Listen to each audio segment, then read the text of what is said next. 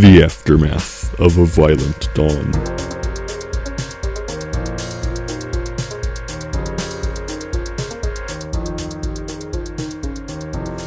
There is a doorknob on the ground. Do you see the doorknob on the ground? It knows the doorknob is on the ground. It put the doorknob on the ground. Its long digits reaching out, a pale, face unmoving. Its clawed digits reaching out. Do you feel something on your left arm? Do you see the doorknob on the ground? It does not see the doorknob on the ground. Its unface does not happen to include eyes. The second lowest drawer in the bedroom is open. You did not open the second lowest drawer in the bedroom. Why is the lampshade green? Your lampshade is tan, a boring yellowish tan. Do you see the doorknob on the ground? Do you see the second lowest drawer in your bedroom? Do you see the unface in the corner? Do you see a figure masked with silver and runes lying on the floor below your bed? This has been Vertigo. On an entirely separate and completely unrelated note that has absolutely nothing to do with the prior segment, the faceless 7-foot-tall figures made of a grey clay-like substance have gathered large amounts of hair. This has resulted in their creator, a 56-year-old woman named Xarasiund, starting a business focused mainly on turning hair into wigs to sell to an influx of bald citizens in our local community.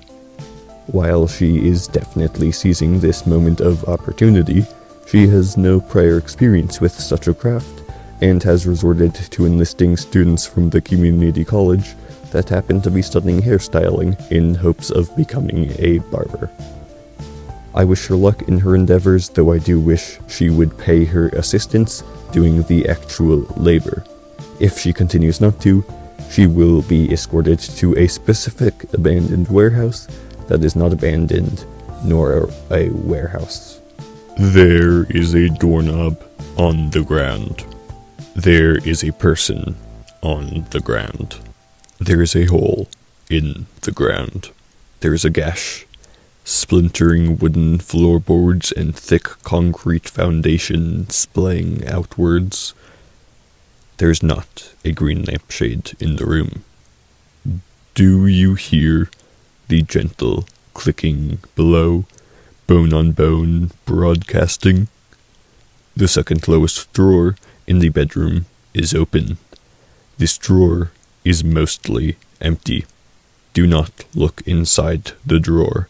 Do not approach the drawer. There is a liquid on the ground. It is not thick nor runny. It is not blue nor red. There is a lot of this liquid. You do not see most of it. There are two people on the ground. One wears grey and black, the other clad in silver, robed in neon green. Neither are conscious. One, blackness fills. A void of senses,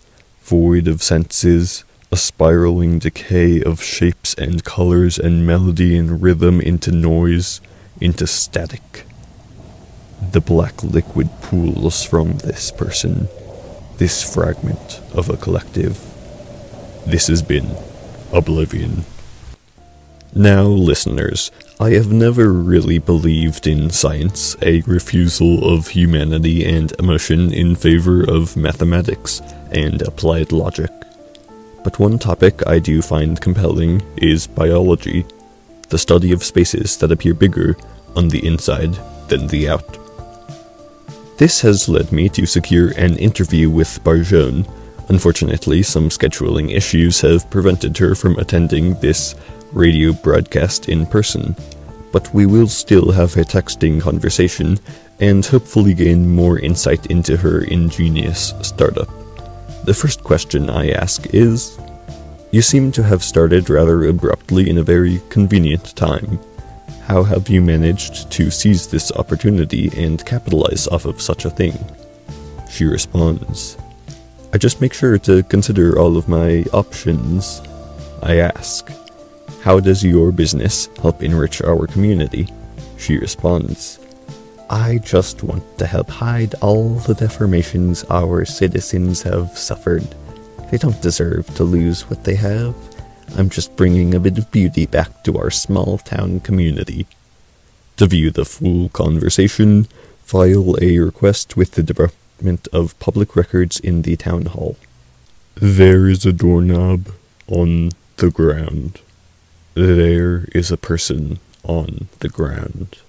There is a skeleton, a blackened skeleton on the ground. You do not see the blackened skeleton on the ground. You do see the cloaked figure. The opposite of blackness fills them.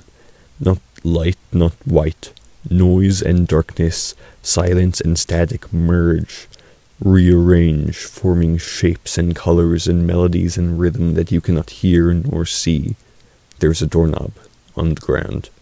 There's a van on the road outside. A black, windowless van. There is not a figure on the ground. The figure is not in the room. The skeleton is not in the room. There is blackened liquid. This has been Descendants.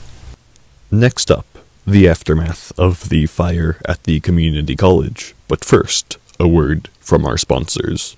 Do you know what a bird is? Do you like birds? Do you understand birds? Do you like birds? Do you like their 4 feathered wings, their 2 tentacles armed with venomous spines, their sharp beak and single muscular leg? Do you like their 3 solid black eyes? We here at the Pets and Pet Food Department of the Guild of Hunting, Fishing, and Leaves are selling birds. Of course, they will be accompanied with a refillable injector that administers the antidote for their venom. But we rarely find customers in situations where those are used. Really, you can just forget the antidote. The venom really isn't that deadly. Feathers are nice. Birds, better. Brought to you by the Guild of Hunting, Fishing, and Leaves. As far as the aftermath of the fire at the community college, enforcers quickly extinguished the flames after extracting the 3 citizens on the premises. The vines were the main source of fuel, being incinerated quickly, though growing back at a similar pace. The building suffered some damage in the surrounding offices of Junius Lyre, and construction has begun already. It is predicted that it will be finished by next broadcast. As far as the sphere in Lyre's office, it has returned to its gentle humming and typical glow, but now emanates not a dull yellow but a bright white. Workers had tried to move it with machinery only to be stopped, as the mechanisms fused to the sphere.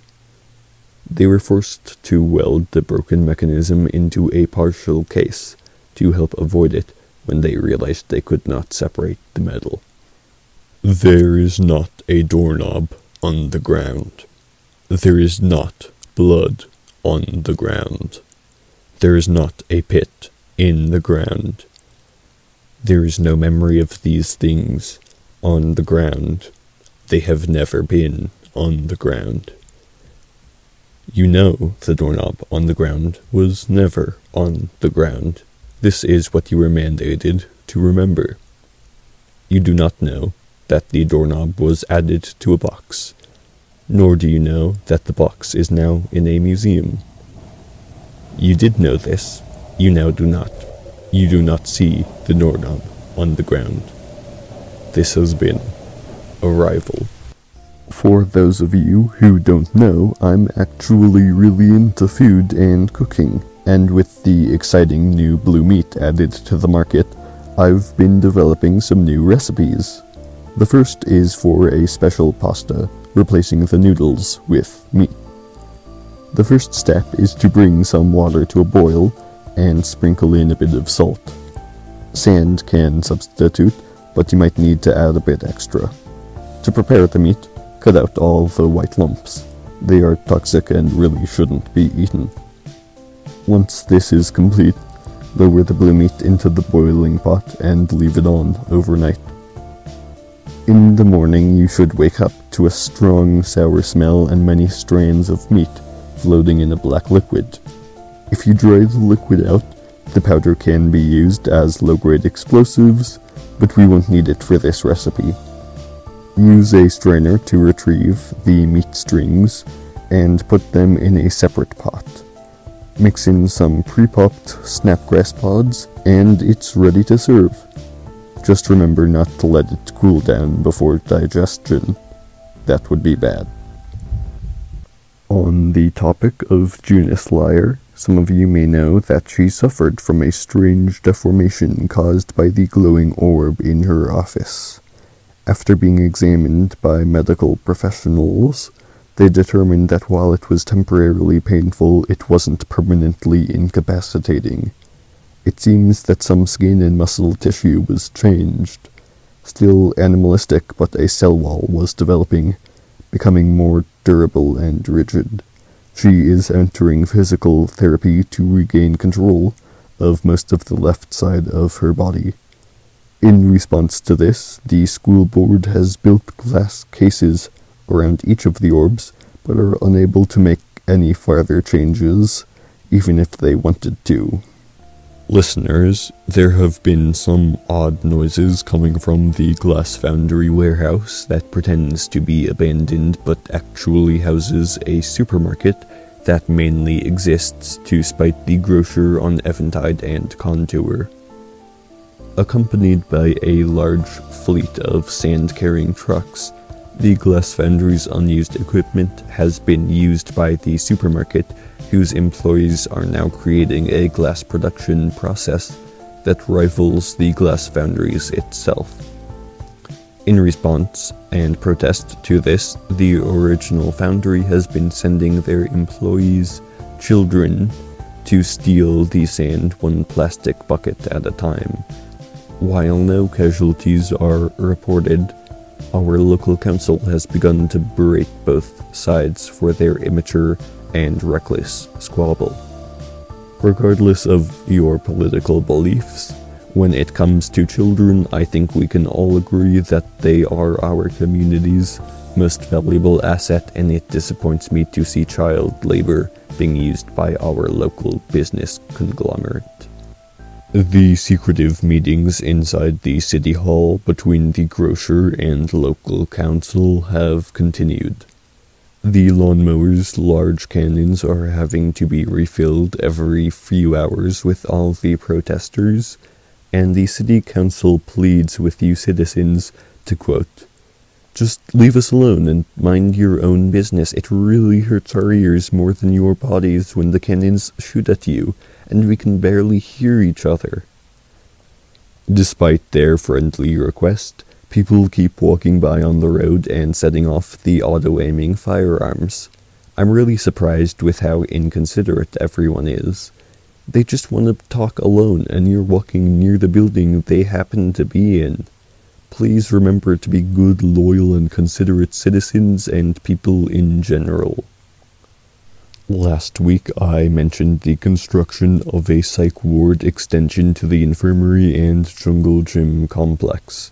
It began 4 days ago and has made a decent bit of progress.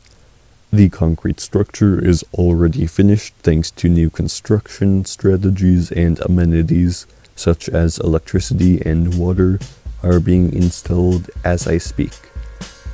The engineer reports that taking away weekends from their workers has leveled up their efficiency and that they expect to be done next week.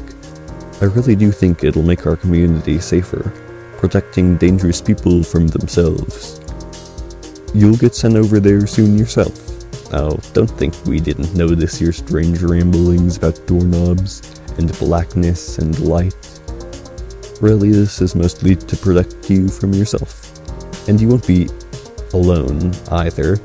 plenty of other people, other weirds and conspiracy theorists will join you. Trust me, it's for your own good. And you'll be allowed to leave on Fridays if you stop wasting the Enforcer's time reporting the nonsense that you hallucinate. Rings. 3 rings suspended in the sky. Great glowing rings twisting above. Darkness permeating the gaps left behind. A solid black with twisted cracks, subtly shifting above. Bustling fades to silence as the sun falls behind the horizon. Good night, citizens of the Golden Steps.